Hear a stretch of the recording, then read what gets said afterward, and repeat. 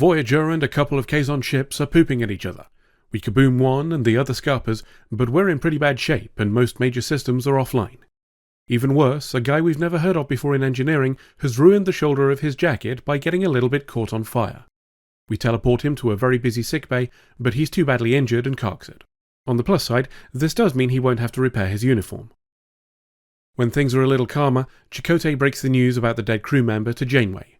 Then he opens a discussion about how Starfleet rules, under extreme circumstances like the one they're in, might need to be more flexible if they're going to survive, and hello, this might be interesting.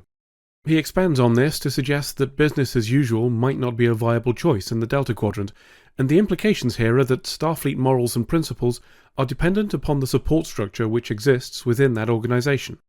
Chakotay, on the other hand, has seen a viable alternative in the Marquis, where they were operating without such support in a hostile environment plagued by multiple enemies, much the same as Voyager finds itself in now. It's an intriguing little scene which questions how much of what we consider to be civility relies on privilege, and it ties back into what I've been saying for a while about the Kazon, and how much of their culture has been shaped by the struggles they've experienced in their history. After a relative drought of thoughtful plot elements in Season 2, we're now seeing them in a couple of back-to-back episodes, and I feel utterly spoiled. But again, I digress. It's the funeral of Flameshoulder, and after the eulogy, a Marquis crew member approaches Janeway and asks what she's going to do to stop the Kazon attacks. See, he's of the opinion that we should just let them have whatever they want, and fuck what that means for the other species in the area.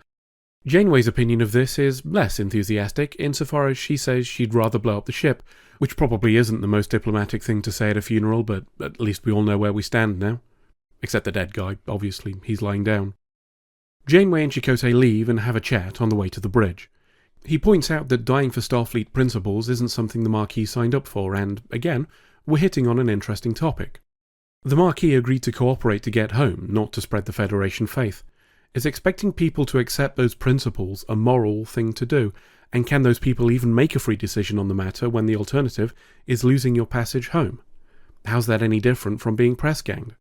We move away from the subject to focus on the more pressing issue of how to stop the Kazon. Chakotay has a suggestion: an alliance. Cooperation with one or two of the Kazon sects might stop the others from seeing them as a target. Seeking advice, Janeway visits Tuvok and explains Chakotay's idea. A little surprisingly, Tuvok points out that the idea does have some merit, then goes on to explain that the situation is not unlike how the Federation formed an alliance with the Klingons, an act which brought peace to the Alpha Quadrant. He suggests that once the Kazon have experienced some measure of stability, they may find they prefer it to the constant struggle, which sounds lofty, but ignores the threat a united Kazon may pose to any other species once they've buggered off. Regardless, she's decided to give it a go. The choice is met with surprise by some members of the crew, who she tells to shut the fuck up.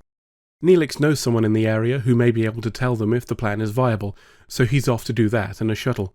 Which is odd, as he still has his own ship and a hangar, and it would draw far less attention, but that was a whole season ago, so we've probably forgotten about it by now. Before we adjourn, Kim jokingly suggests calling Seska while we're at it, because apparently that time he fucked up an entire religion wasn't enough to teach him when to keep his mouth shut. B'Elanna thinks the idea has some merit, as Seska's been trying to make a Kazon alliance for a while and may be receptive. Chakotay is less thrilled, what with the betrayal and the torture and the stealing his DNA to make a baby, but Janeway points out that this whole thing was his idea to begin with, so tough shit. We get a response from Seska and Kazon Boss, who say they might be interested in the opportunity provided by a meeting, and I'm sure they definitely mean having a chat and not an ambush. Meanwhile, Neelix is off to visit that contact of his. In a bar that's implied to be a hive of scum and villainy due to the existence of some breasts, he meets his associate. We have a little chat about the chance of an alliance with his sect, whose leader he knows, before we're interrupted by some lads who drag Neelix away, possibly for ice cream, possibly for violence. Let's hope our meeting with Kazon Boss and Seska goes a little better. Janeway and Tuvok set out terms. Cooperation with any Kazon they encounter along the way, but no tech or weapons trading. Kazon Boss finds this mostly agreeable, but also wants an exchange of crew. You know, for cooperation, and definitely not for mutiny and hostages. Seska knows this is going to make the meeting go pear-shaped and tries to stop him, but he's a misogynist again, even going so far as saying Tuvok should make Janeway be reasonable. This is received about as well as you'd expect, and Janeway tells him to eat a big bowl of go fuck yourself. Still, at least Neelix is making friends, even if they weren't the ones we were looking for. The Kazon stick him in a cave with some others. One of them identifies himself as Mabus, of a species called the Trabe. He says he and his mates were rounded up by the Kazon a few days ago, and they haven't exactly been treated well since. Not to worry though, as Mabus says he has some more mates on the way to help them escape. In fact, so does Neelix, as Voyagers arrived at the rendezvous point to meet him. Discovering his absence, they decide to give it a few hours before they trot over to the planet he said he was visiting. While we wait, the crew member who gave Janeway shit earlier is asking about what's happening with the Kazon. He's dissatisfied with the answer and has a bit of a whine about Janeway, but B'Elanna cuts him off, defends Janeway, and tells him to shut the fuck up. Are we setting him up to be a turncoat? We're back in the caves again and talking to Mabus about the escape. He says Neelix needs to keep an eye on the guard when this kicks off. The problem resolves itself though, as after some noise and flashes in the distance, a ball rolls into the cave and stops at the Kazon's feet. Kazon tactical training leaves something to be desired, as he thinks the best course of action is to kick it, with rather predictable results. Neelix and everybody else take the opportunity to scarp her. Janeway's had enough of waiting and we set course for the planet Neelix is on. Before we get the chance to leave though, there are some contacts on long-range scans, Kazon ships, and rather a lot of them, except not exactly. Turns out they aren't Kazon at all, but have Neelix on and his new friend Mabus. When asked what he's doing on a Kazon ship, he explains the ships actually belong to the Trabe, and it's at this point that I recognize the name. These are the guys who enslaved the Kazon, so I suspect this is going to get real fucking messy on the old morality front soon. A little later, as they're having dinner, Mabus surprises me by admitting the whole thing is the fault of the Trabe. He describes being young when the Kazon uprising began, unaware at the time of how bad the poverty and persecution was for them, and recounting the propaganda his species told themselves about how the Kazon were violent animals who needed to be kept controlled. The humility on show, the acceptance that they brought this on themselves, is as refreshing as it is unexpected, and is also precisely what I've wanted to see in regard to the Kazon since the pilot. Speaking of the Kazon, someone's having a chat with them. I assumed it'd be the crew member who gave Janeway and B'Elanna shit, but it's actually his mate. Regardless, he wants to talk to Seska. He thinks the alliance plan with the Kazon can still be salvaged. Kazon's secretary says he'll pass on the message and to call back tomorrow.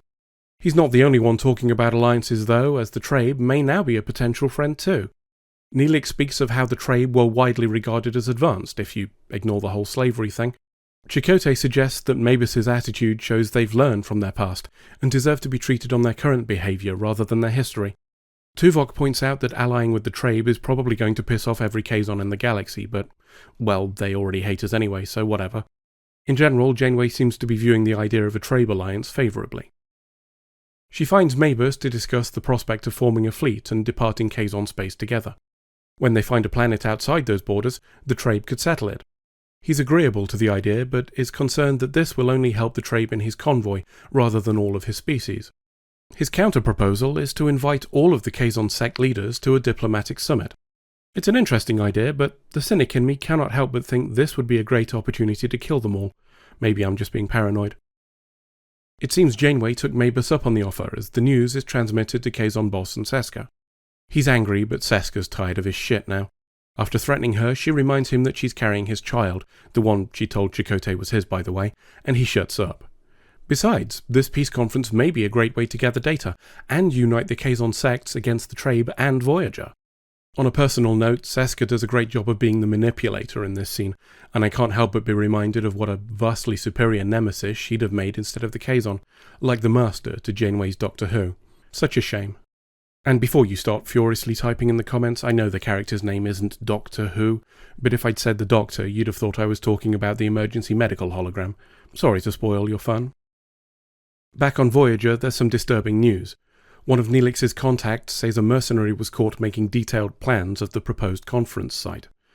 The contact doesn't know who it was for, and Chakotay and Neelix suspect one of the Kazon wants to wipe out the others, but I'm beginning to think I may not have been paranoid after all. Down in the meeting room, all the leaders gather and we begin. There are some preliminary discussions, and Janeway does a decent job of trying to keep everyone from each other's throats, but Kazon boss is being deliberately antagonistic. As things reach a head, Mabus suggests he and the Starfleet delegation step outside to confer. In fact, he becomes really rather insistent about it as the room begins to shake, and I just want to say I fucking called it. Janeway shouts a warning to everyone in the room, and a Trabe ship poops white through the window as Voyager teleports their people and Mabus away. Voyager farts out some fireworks which hit the Trabe ship and it scarpers. All the Kazon get up, seemingly unharmed after Janeway's warning. On Voyager, Janeway's proper pissed off with Mabus about being used to organise a massacre, and, ignoring his protests that he was doing it to help them both, she teleports him off the ship. Don't blame your mate. What a cunt. After we've legged it, we're having a meeting to make sure everything's in peak working order, so we don't have to stop for a while, given that everybody now wants to kill us.